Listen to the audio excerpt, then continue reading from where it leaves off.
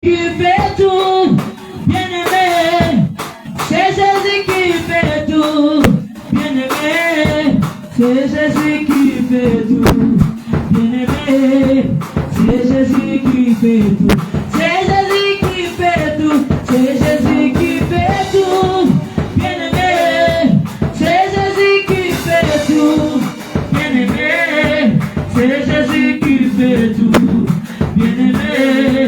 C'est Jésus qui, oh c'est Jésus qui console, c'est Jésus qui console, bien-aimé, c'est Jésus qui console, bien-aimé, c'est Jésus qui console, bien-aimé, c'est Jésus qui, oh c'est Jésus qui pardonne, c'est Jésus qui pardonne, bien-aimé, c'est Jésus qui pardonne, bien-aimé. C'est Jésus qui pardonne, bien-aimé, c'est Jésus qui pardonne. Yaya, lisi bana bomo, Yesue, lisi bana bomo, Yesue, lisi bana bomo, Yesue, lisi bana, Yesu lisi bana bomo, lisi bana bomo, Yesue.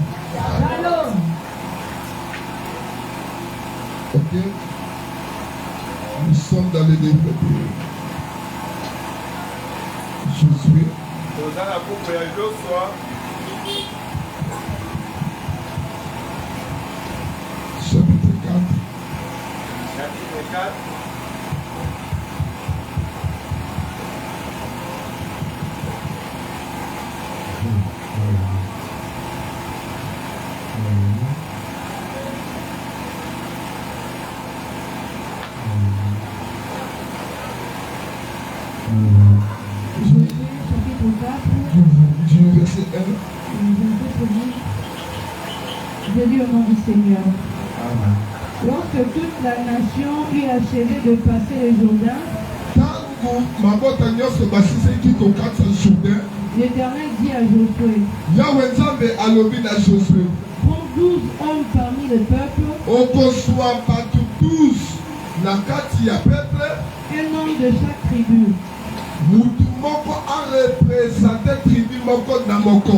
Donnez-leur cet ordre. Élevez d'ici du milieu du jardin. Enlevez d'ici du milieu du jardin. De la place où les sacrificateurs se sont arrêtés. De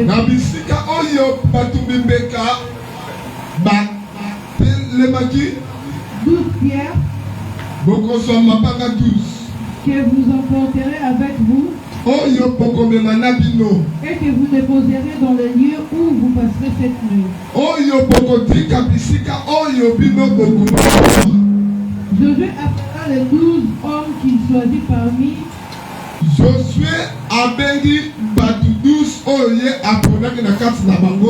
les enfants d'Israël. Un homme de chaque tribu.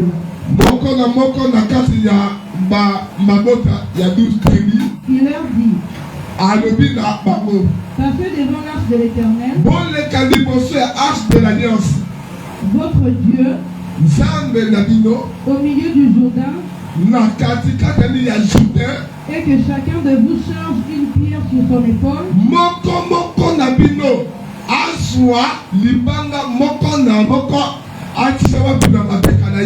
Selon le nombre de tribus des enfants d'Israël, il faut faire 12 moko na moko azali ko représenter nani tribu na ye. Afin que cela soit un signe au milieu de vous. Pour être wana ezala elembo na kati na bino. Lorsque vos enfants demanderont un jour, que signifie pour vous ces pierres? Vous leur direz, les eaux du Jourdain ont été coupées devant l'arche de l'Alliance.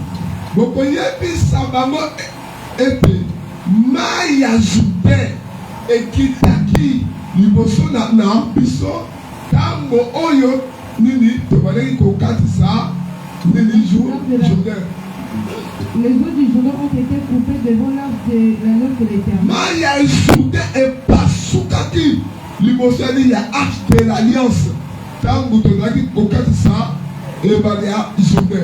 Lorsqu'elles passèrent le Jourdain, les eaux du jardin ont été coupées. Et ces pierres seront à jamais un souvenir pour les enfants d'Israël.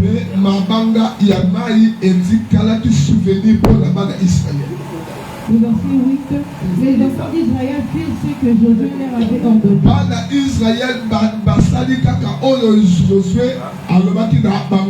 Ils enlevèrent 12 pierres du milieu du Jourdain.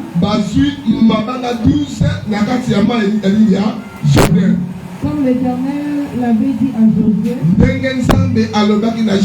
selon le nombre de tribus des enfants d'Israël,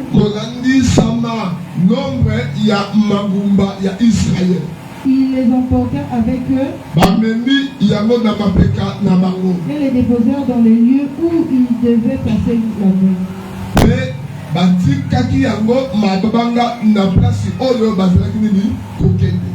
Josué dressa aussi 12 pierres au milieu du Jourdain. Josué a tellement soupé, mabanga 12 Jourdain. À la place où s'était arrêté le pied de sacrificateur, et si oyo makolo yaba sacrificateur qui portait l'arche de l'Alliance. Oyo ba le mati arche de l'Alliance. Et elles y seront restées jusqu'à ce jour. Et c'est là qui bongo qui nous attend. Amen. Ok. Nous sommes au soir. Colossiens.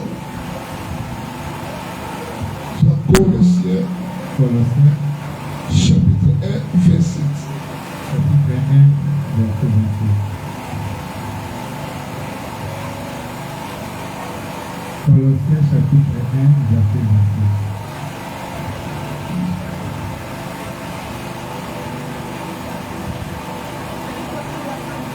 26.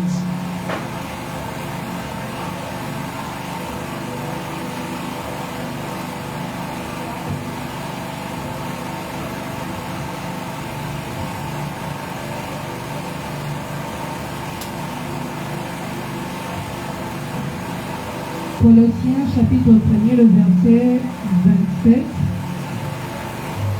J'ai lu au nom du Seigneur. Dieu a voulu leur faire connaître la glorieuse richesse de ses mystères. Dieu a voulu leur faire connaître la glorieuse richesse de ses mystères. Parmi le païen, à savoir Christ en vous, l'espérance de la gloire. Alléluia. Amen. Amen. Amen. Liste en nous l'espérance de la gloire. Colossiens chapitre 1, verset 7. Colossiens chapitre 1, verset 26. Amen. Amen.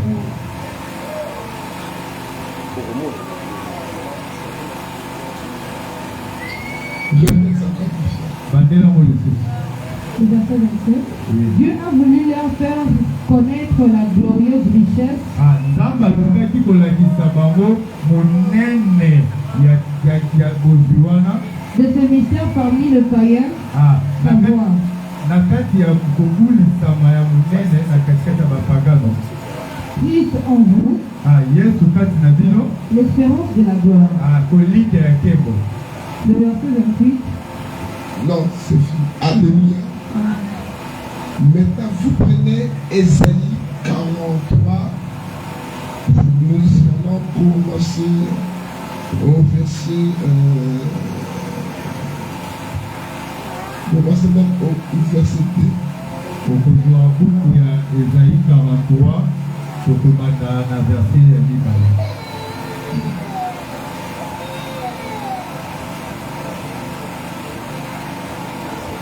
Le livre d'Ésaïe, chapitre 43, le verset 2. Je lis au nom du Seigneur. Si tu traverses les eaux, je serai avec toi. Et les fleuves, ils ne te submergeront point. Si tu marches dans le feu, tu ne te brûleras pas. Et la flamme ne t'embrasera pas. Acclamez pour la gloire de Jésus. Je vais juste parler pour quelques minutes.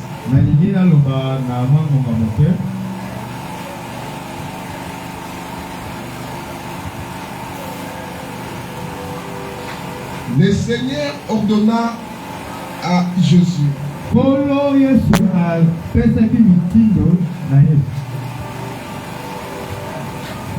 Il lui dit à Josué,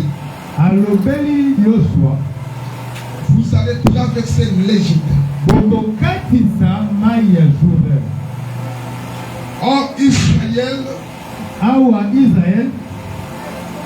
ils étaient toujours dans la processus de la délivrance.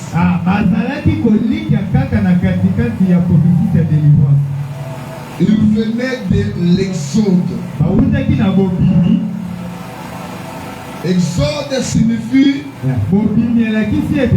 la sortie d'un endroit. Israël, ils étaient dans la captivité,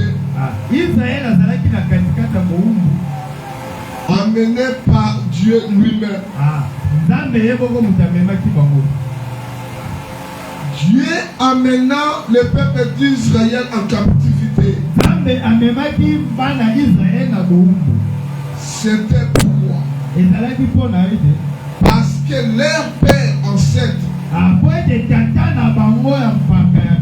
Abraham, a commis une erreur lors de l'offrande.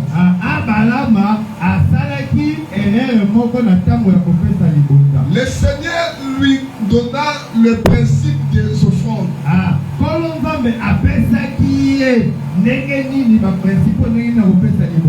Et cette offrande-là, ça devait être visité, emporté par les anges.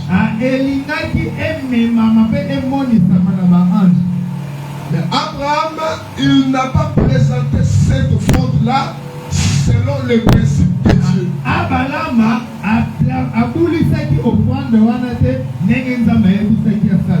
Et cela a irrité Dieu.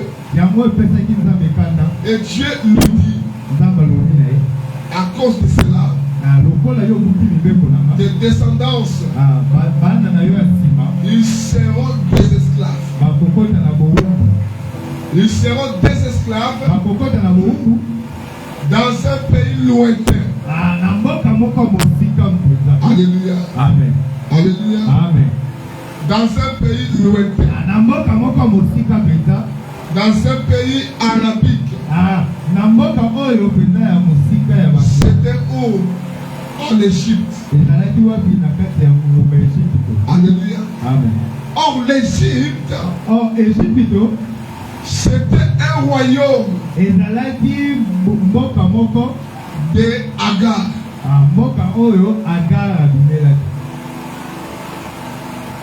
Agar, elle était une Égyptienne. Son fils aussi, qu'elle a eu avec Abraham, c'est Ismaël. Lorsque Abraham a chassé Agar, l'enfant il était encore un bébé. C'était obligé de porter l'enfant. Mais Sarah a commis une erreur. Et pas de femme de laisser l'enfant partir avec sa mère.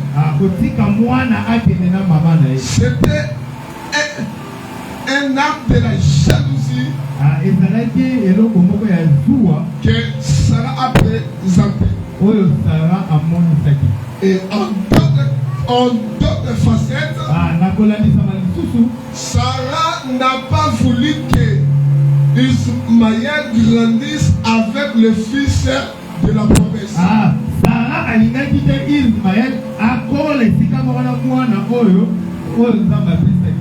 Alléluia. Alléluia. Il a fallu que les gens soient libres. Il a fallu que les gens soient libres. Pour Isaac. Et lorsque Abraham il a commis ce forfait,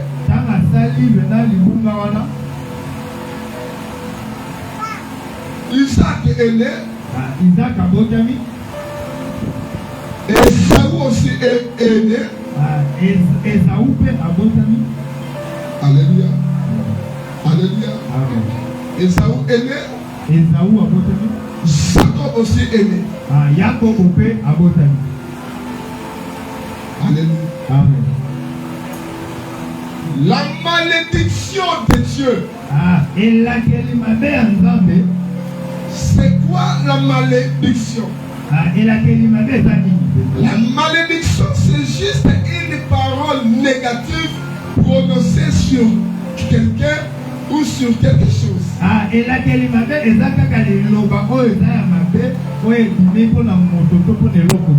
Alléluia. Amen. On peut maudire la chair. La chaise, la terre, l'eau, tout ce qui est matériel, on peut les maudire aussi.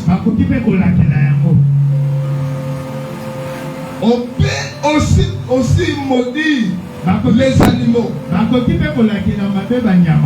Parce que même Il y a des animaux où Dieu a déclaré impie. Dieu lui-même a déclaré ça, que ça c'est impie. Vous ne pouvez pas en manger. Alléluia. Amen. J'aimerais que vous soyez connectés avec moi. Maintenant, Jacob il a acquis ses fils. C'est de Jacob.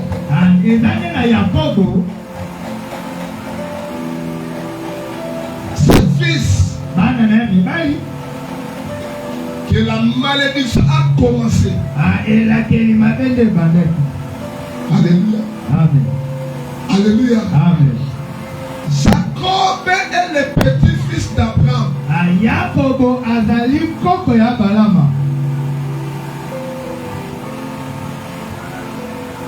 Et ses fils, les grands-pères, c'était qui? Isaac. Mais Abraham est qui?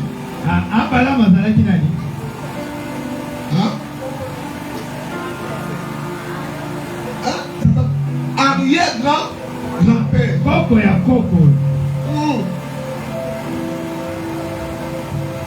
C'est une frustration. Il y a un gars tout dans la samba de Chiconéa, Chilouba. Là, il soit là, nous sommes français. Alléluia. Arrière-grand-père. La malédiction a commencé à se manifester. Abraham était déjà mort. Isaac aussi était déjà mort. Il n'a pas vu ses petits-fils. Bien-aimé, ma soeur, mon frère. La malédiction ou la bénédiction localise là où il y a l'eau et le sang.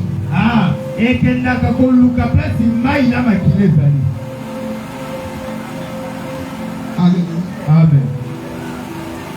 Alléluia. Amen. La malédiction ou la bénédiction localise là où il y a l'eau et le sang. Pourquoi? Pour habiter. Parce que la malédiction est une héritage. La bénédiction aussi, c'est une héritage. C'est un pouvoir de la parole qui se transmet aussi par le sang. On hérite la malédiction. On hérite aussi la bénédiction. Alléluia. La malédiction est aussi transmissible. La bénédiction aussi est transmissible. Si tu t'attaches à une personne maudite, tout celui qui s'attache de lui, il sera influencé par cette malédiction.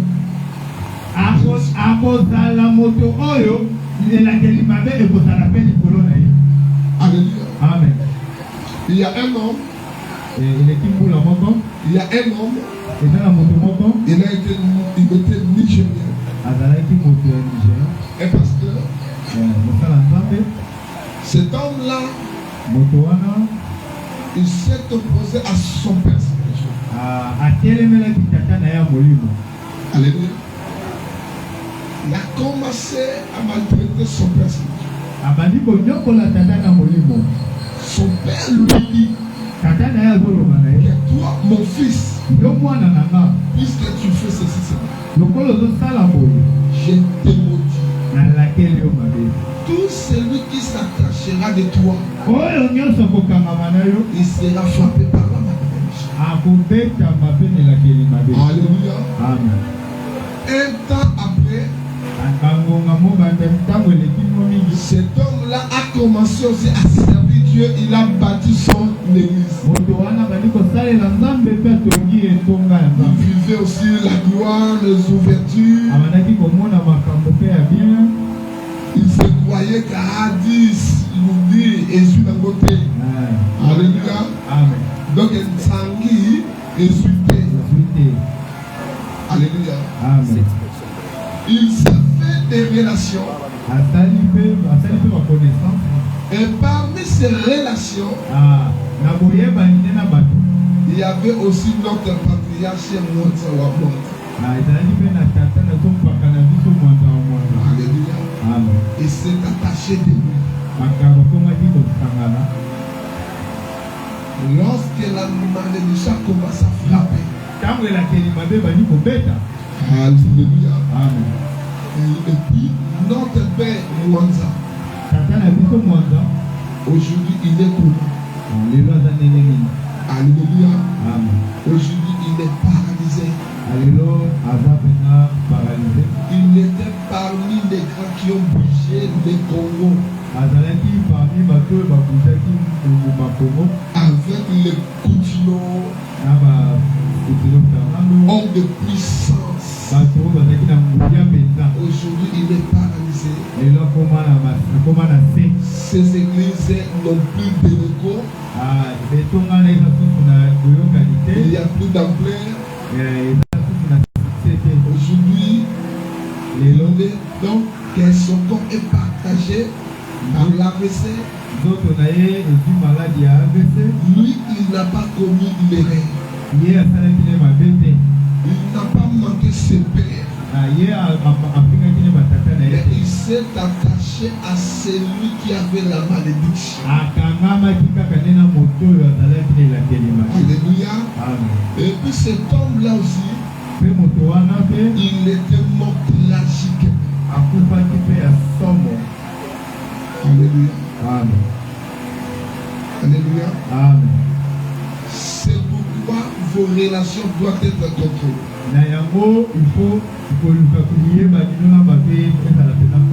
Ne sois jamais accueillant soit la révélation.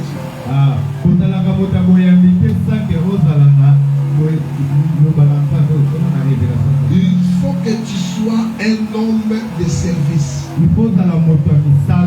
De te purifier de toute contamination spirituelle. Avec des services.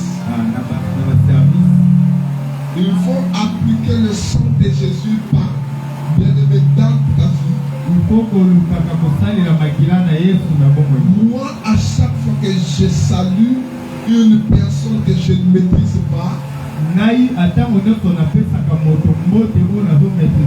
après avoir retiré ma main, je parle à ma main. Je parle à mon corps spirituel. Je parle à mon corps physique. Et je libère l'énergie que j'ai absorbée en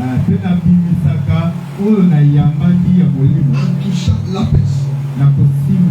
Alléluia. Amen. Alléluia. Amen. Le mal chez vous, c'est moi. On vous révèle des choses. C'est comme vous ne pratiquez pas. Mais lorsque ça, c'est là maintenant une colline de problèmes, et vous commencez à chercher. Mes problèmes viennent d'où?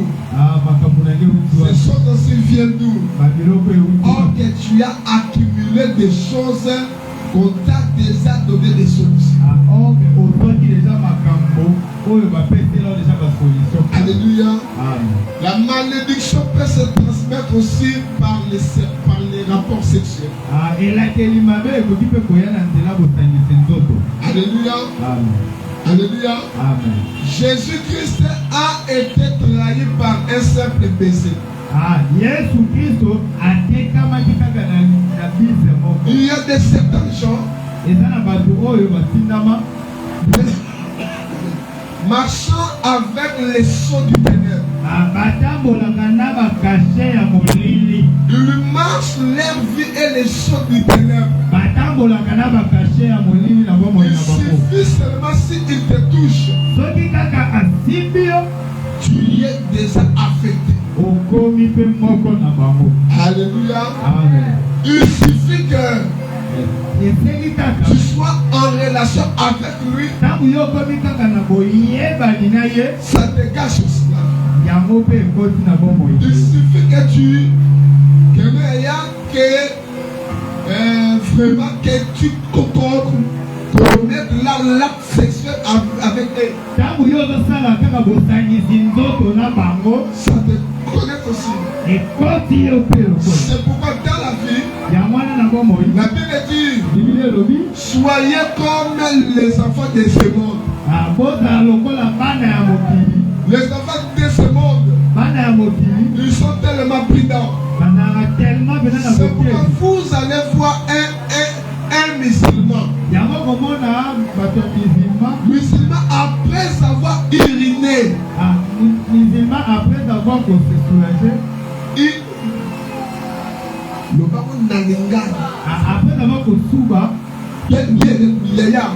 Il part avec son calebasse.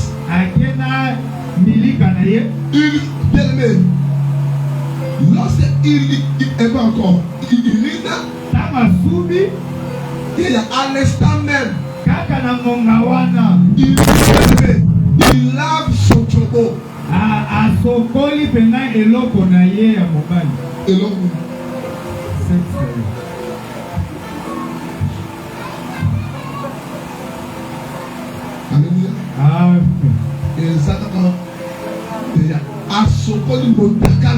Amen. Alléluia. Alléluia. Maintenant, il faut clair. Ma soeur, mon frère, après savoir uriner, il se nettoie. Et aussi, il le fait avec des paroles. Pourquoi? Parce que la Bible dit, ce qui entre, ce n'est pas ce qui tue, mais c'est ce qui sort. Alléluia. Amen. Toi, tu vois l'urine, mais il y a quoi? Ça représente quoi? Dans le monde spirituel, il faut que ce qui sort ne laisse aucune trace dans ta vie. Ce qui sort de toi ne peut jamais s'attacher de toi. Il faut que tu te purifies.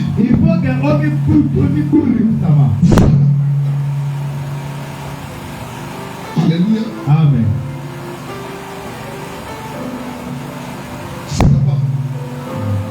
Maintenant, les arrière-petits-fils d'Abraham, bien-aimé, par Jacob, lorsqu'ils sont nés, l'esprit de la malédiction a commencé à agir. Par quoi? Par la jalousie. Alléluia. Amen. La jalousie est l'une des instruments ou de l'esprit du diable pour amener la famille de bien-aimés dans des chaos. La jalousie est l'une des esprits qui entre dans un groupe, dans une famille, dans un couple, là où les gens se réunissent pour que les gens soient divisés, que les gens soient séparés, que les gens vivent dans une vie de rancune et de troubles. Pourquoi? Parce que le diable, il fait établir sa destinée. Alléluia.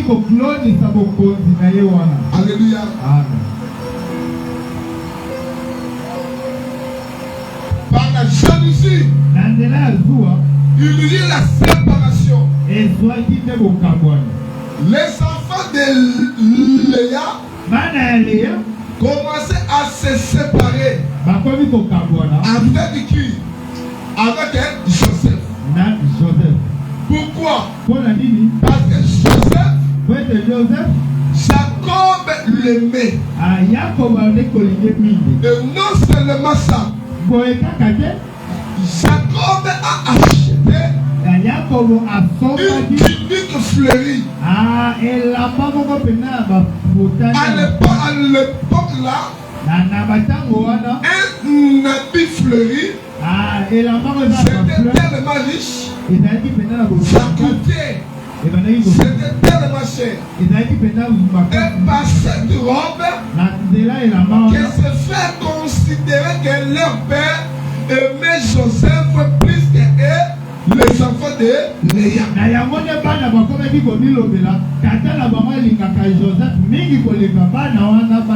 En fait, Joseph, il était le fils selon le plan et les désirs de Jacob. Joseph azalaki mwana oyo na nzela Jacob alukaki vraiment parce que Jacob aimait Rachel. Après Jacob a kolinga Rachel. Rachel, elle était le choix de Jacob. Rachel ne azalaki moto Jacob a polo. Rachel était la préférée de Jacob. Rachel ne azalaki préférée à Jacob. Et Rachel, elle était belle.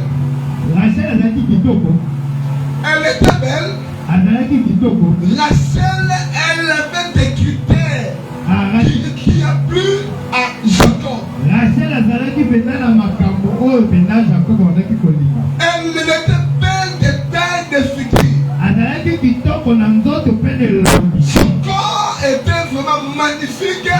Elle répondait au désir et au choix de Jacob. Nzoto na ye pena azalaki kitoko pe ebanaki kotosa baposa ya Jacob. Jacob, bien aimé, elle s'est sacrifiée 7 ans, le salaire de 7 ans pour avoir qui? Rachel. Jacob andimaki kobungisa bambula 7 ans pour que azwa kaka Rachel. Imaginez que si un berger on le paye $300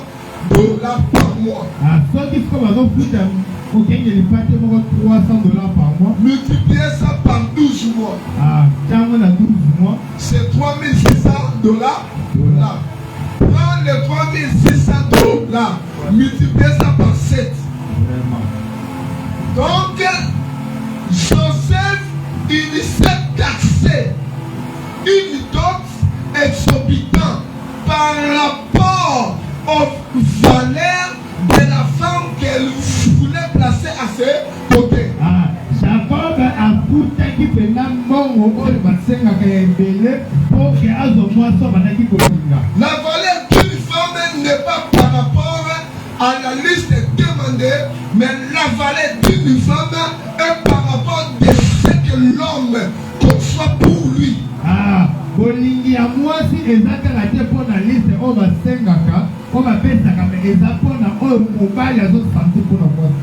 Et Jacob, il sait fixer les années du travail de sacrifice pour avoir qui Rachel.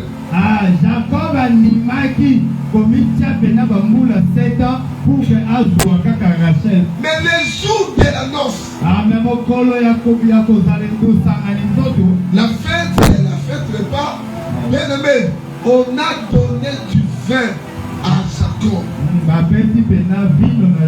Jacob, il était ivre. Jacob, il était ivre. L'ivresse, ça veut dire que la personne est hors de lui. Il n'a pas le contrôle de lui-même. Il agit selon ce cœur, mais ce qui lui contrôle. Donc l'alcool commençait à contrôler la conscience de Jacob.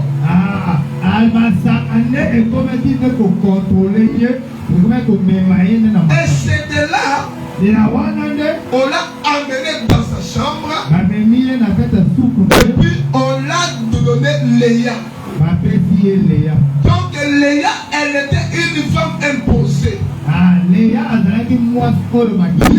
elle n'était pas belle. Mais elle avait des beaux yeux. Alléluia. Elle avait des beaux yeux. Alléluia. Alléluia. Alléluia. Alléluia. Maintenant, frères et sœurs, Léa, deuxième critère, elle était une femme pondeuse, une femme une femme fertile. Mais Rachel, elle avait des problèmes de la conception. Elle était stérile.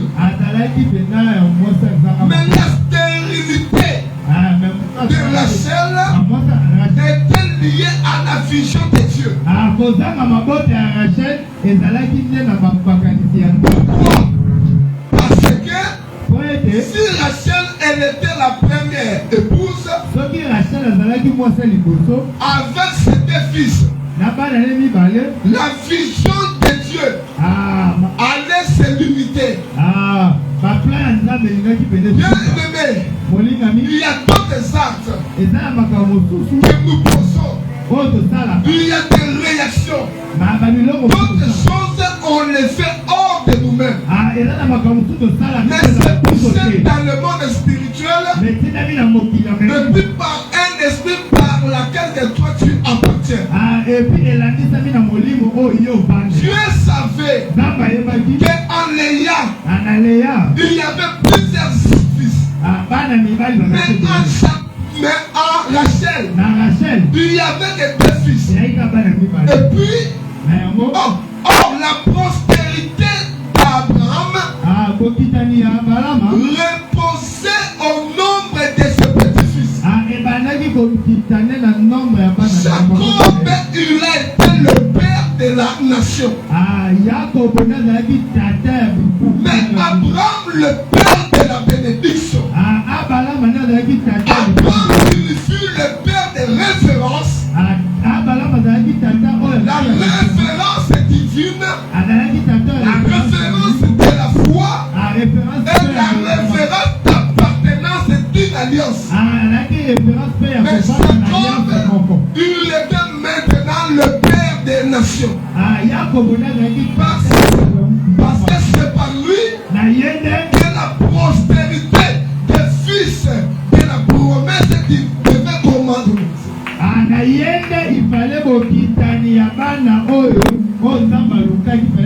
les gens humiliés calomniaient Rachel que Laban il est un mauvais père. Même Laban il a agi hors de lui parce qu'il savait un traité. Il y avait les accords que je travaille pour Rachel. Et pourquoi là-bas a présenté Léa? Il y a une volonté de Dieu là-dedans. La pensée de Dieu était que le royaume devait commencer par un qui Jacob. Et Jacob, il devait avoir beaucoup mais sa préférée. Elle avait deux enfants. Ça veut dire que Rachel, elle n'avait que deux bébés. Elle n'avait que deux bébés. Rachel n'avait que deux bébés. Oh que Dieu, il avait besoin de chiffres 12. Les 10 là viendra d'où?